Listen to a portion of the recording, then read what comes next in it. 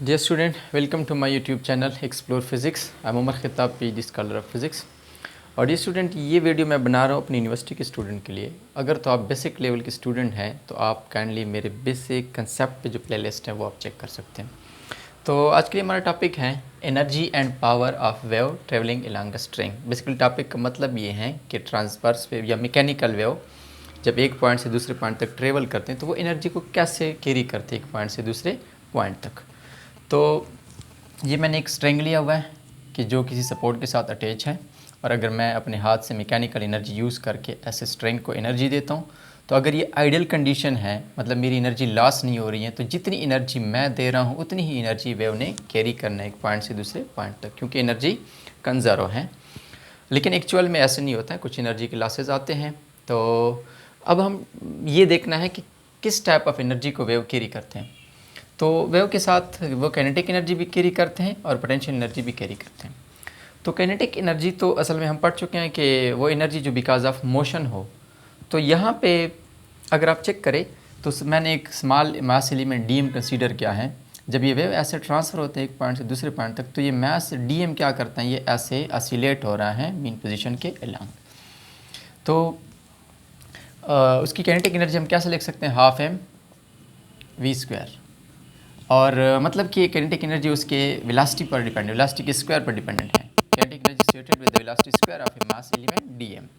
तो ये मास एलिमेंट क्या करता है कि ये ऐसे ऑसिलेट करता है।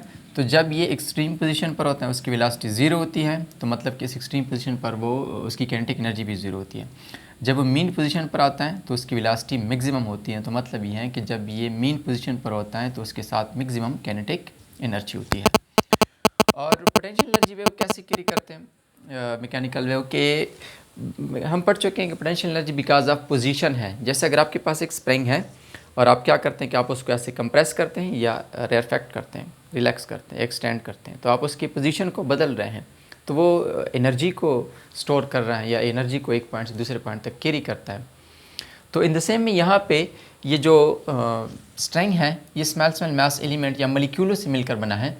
तो अगर मैं ऐसे 2-3 मॉलिक्यूल कंसीडर करूं तो जब ये मॉलिक्यूल ऐसे एक्सटेंड होंगे तो इसका मतलब ये है कि उनके पास अभी एनर्जी स्टोर हुई है। या जब ऐसे कंप्रेस होंगे, मतलब कि जब अब इनकी पोजीशन ऐसे वेरी हो रही होगी, जैसे एक स्प्रिंग के वेरियस पोर्शन की पोजीशन ऐसे वेरी होती है, तो बिल्कुल उसी तरह इसमें भी फिर एनर्जी, पोटेंशियल एनर्जी स्टोर होगी।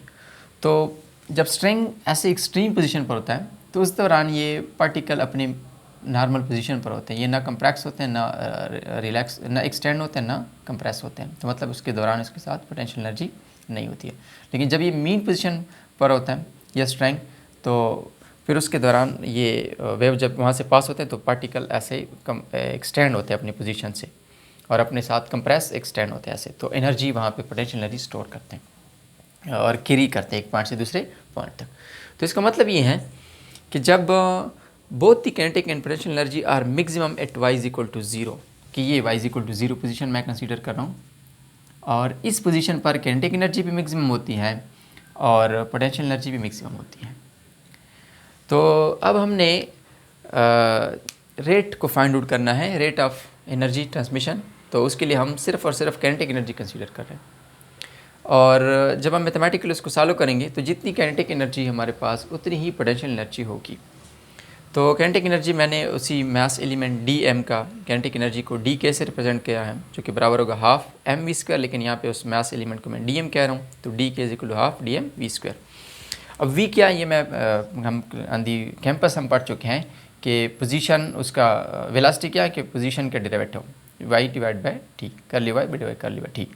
तो वाई हम पढ़ चुके थे कि ये किस चीज़ के बराबर होता है, वाई नॉट साइन के एक्स माइनस ओमेगा टी। ये एम्पलीट्यूड है और ये फेज है, और जो कि साइन या कोसाइन फंक्शन के साथ वेरी होता है। तो अब अगर मैं इसके डेरिवेटिव ले लूँ तो ये वाई नॉट साइन का डेरिवेटिव, वाई नॉट तो कांस्टेंट है, साइन का डेरिवेटिव जो है वो काज हो जाएगा, और K X minus omega T, K X भी कांस्टेंट ट्रीट होगा, और माइनस ओमेगा ओमेगा और टी का डेरिवेटिव अगर मैं फर्दर लूँगा तो वो डेरिवेटिव हो जाएगा minus omega into T. तो इस तरह से मैं उसके डेरिवेटिव ले सकता हूँ। अच्छा, तो ये मैंने इस वी स्क्वायर के इसके डेरिवेटिव को लिया, वी के वाई के डेरिवेटिव को लिया, तो जब हम पोजीशन के डेरिवेटिव टाइम के साथ लेते हैं तो वो वेलोसिटी बन जाती है। तो उस वी की स्क्वायर की जगह मैंने ये पुट किया, ये यहाँ से आया। तो D K is equal to half M and ये वी स्क्वायर की जगह।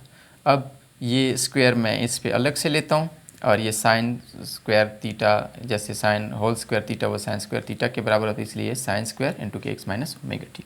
और यहाँ पे ये एम को, ये हम पढ़ चुके हैं कि मास पर यूनिट लेंथ, हमने म्यू को ऐसे डिफाइन किया था कि मास पर यूनिट लेंथ। तो यहाँ से अगर आप एम चेक करें तो वो एम यू डी एक्स के बराबर होगा। तो इस इक्वेशन में ये म्यू की जगह, मास की जगह ये पुट करते हैं म्यू डी एक्स, और ये इसको सिंप्लीफाई करते हैं और देखते हैं कि काइनेटिक एनर्जी कितनी ट्रांसपोर्ट होती है। जी स्टूडेंट, ये मैंने उसी मास की जगह म्यू डी एक्स को पुट किया, और ये माइनस ओमेगा स्क्वायर था तो स्क्वायर उसका लेके वो माइनस का स्क्वायर प्लस हो गया, तो माइनस ओमेगा होल स्क्वायर था तो वो ओमेगा स्क्वायर हो गया, और इस तरह से वाई नॉट स्क्वायर हो गया, और ये काज स्क्वायर के एक्स माइनस ओमेगा टी। तो अब उसके बाद मैं क्या करता हूँ कि दोनों साइड को टाइम से डिवाइड करता हूँ।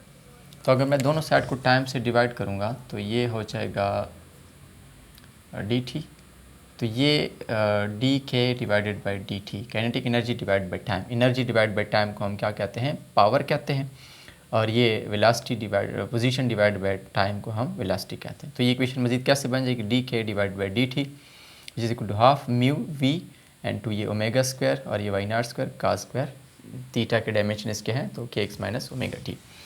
अब अगर मैंने एवरेज फाइंड आउट करना है, एवरेज पावर, तो मैं क्या कर दोनों साइड का एवरेज लेता हूँ, तो D K divide by D T, उसका एवरेज बराबर हो जाएगा half mu V omega square Y naught square 1/2।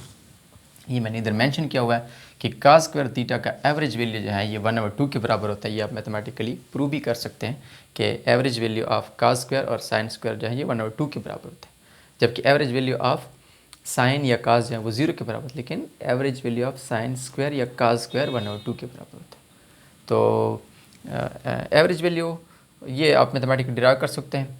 और फिर उसके बाद अगर मैं इसको सिंप्लीफाई करूँ तो 1/4 mu V omega square Y naught square, ये एवरेज पावर हैं कि जो काइनेटिक एनर्जी की वजह से ट्रांसमिट हो रहा है एक पॉइंट से दूसरे पॉइंट तक।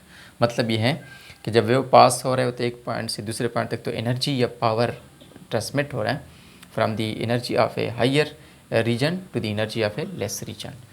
और अब अगर हम पोटेंशियल एनर्जी के लिए सॉल्व करें तो इतना ही रिज़ल्ट आएगा, इतना ही इक्वल रिज़ल्ट आएगा, क्योंकि मैकेनिकल एनर्जी है और काइनेटिक ट्रांसफ़र होती है पोटेंशियल में, पोटेंशियल काइनेटिक में, टोटल एनर्जी रिमेन कांस्टेंट। तो फिर अगर मैं ऐड करूं दोनों को तो ये 1/4 mu V and to omega square Y naught square. तो अगर मैं दोनों को ऐड करूं तो 1/4 और 1/4 ये प्लस 1/2 हो जाएगा, ये 1/4 और 1/4। तो इसको मैं ऐसे सॉल्व करूँगा कि ये 4 मैंने एलसीएम लिया, 1 + 1 2/4, तो ये 1/2 और बाकी कांस्टेंट टर्म हो गए, बाकी सारे टर्म सॉरी कांस्टेंट नहीं उसी तरह ही ऐड हो जाएंगे। तो half mu V omega square Y naught square, ये हाफ तो कांस्टेंट है, म्यू क्या है मास पर यूनिट लेंथ है, और वी क्या है स्पीड है, ओमेगा स्क्वायर फ्रीक्वेंसी है, और ये एम्पलीट्यूड है। तो अगर आप चेक करें तो average power depend upon this term, और इनमें से ये म्यू और वी जो है ये टेंशन और नेचर पर डिपेंड करते हैं, और ये ओमेगा स्क्वायर और एम्पलीट्यूड डिपेंड करता है कि जनरेटिंग प्रोसेस कौन सा है, आप उसको कैसे प्रोड्यूस कर सकते हैं।